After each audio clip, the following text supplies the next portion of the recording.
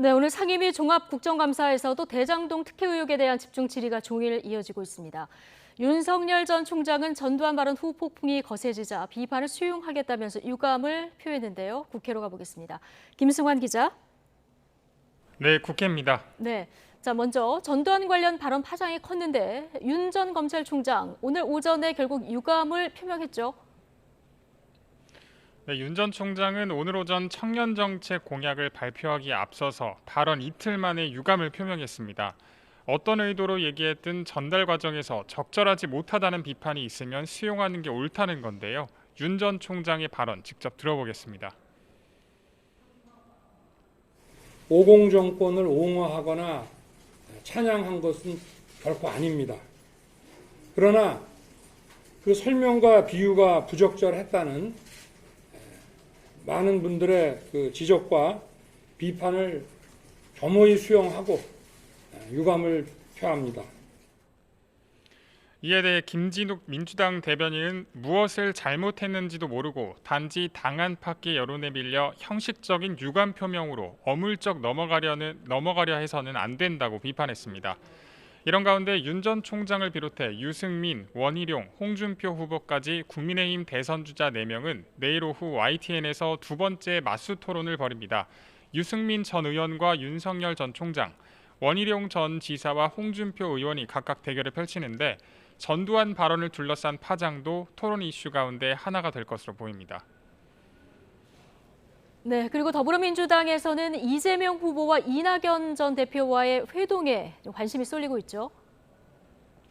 네, 이른바 명락대전으로 치열하게 맞붙었던 두 사람 경선 뒤에 아직 만나지 않았습니다. 물밑 접촉이 계속 이뤄지고 있지만 아직 회동 시기는 정해지지 않은 것으로 알려졌는데요. 이 전 대표 측은 정권 재창출을 위해서 기여하겠다는 의지는 확고하지만 이 후보를 만나는 게 최우선은 아니라는 입장이라서 그 시기가 지연되고 있습니다. 이재명 후보는 이낙연 전 대표와의 회동 일정이 조율되어야 대통령 면담과 지사직 사퇴 등의 시점이 최종 정리될 것이라는 관측이 지배적입니다. 네, 자 국감 진행 상황도 좀 볼 텐데요. 오늘도 곳곳이 대장동 특혜 의혹이 주요 쟁점이 되고 있는 상황이죠. 네, 먼저 법사위 종합국감을 보면 여야를 막론하고 대장동 특혜 의혹 수사에 대한 질의가 이어졌습니다. 박범계 장관은 대장동 의혹 수사에 대한 발언 중 야당 의원과 설전을 벌이기도 했는데요. 함께 보시죠. 저보고 수사 지휘하라는 말씀을 하면서 대장동 동시에 수사 관여하지 말라는 그런 모순된 지금 말씀을 하고 계시는 거 아닙니까? 관여를 안 하고 계시면 되는 겁니다. 관여 근데 안 하고 관여를 있습니다. 아까 하고 말씀드렸고 있다면 중단해달라는 말이 그렇게 이렇게 답변을 발끈하시는 걸 드렸습니다. 보면 장관님이 뭔가 좀 캥기는 구석이 있는 거 아닌가 이런 생각이 들어요. 다음 말씀 함부로 하지 보겠습니다. 마세요.